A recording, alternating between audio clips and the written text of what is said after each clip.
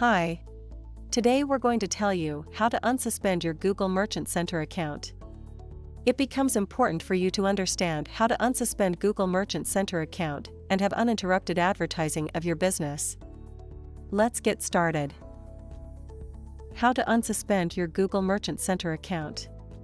Step 1. Google Merchant Center sends you the notifications when it finds the policy violating error in your account.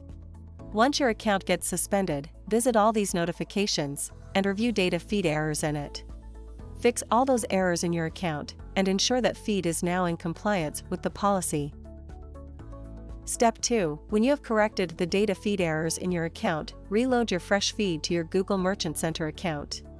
For the speedy review of your updated feed, contact the helpline number of Google Merchant Center or its user response team. However, this does not guarantee you the quick processing of this process if you have a history of violating the ad policy of Google Merchant Center. Step 3. Submit your account for the review process using the Request Review button on your screen. The review would apply to all account-level issues which are not in harmony with ad policy. The period of this review would depend upon the number of violations that exist in your account, therefore ensure you have resolved every issue in your account to get your account back within few days.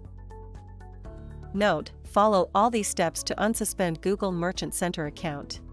These would ensure your business is back in the game. Further, ensure your feed, product line and ad content are in sync with the ad policy, and always try to fix all critical errors in your account during the warning period itself for avoiding the account suspension. Hope you found the information useful. Don't forget to subscribe to our YouTube channel and check out our videos with other great Google marketing solutions for your business. Thank you. Have a good day.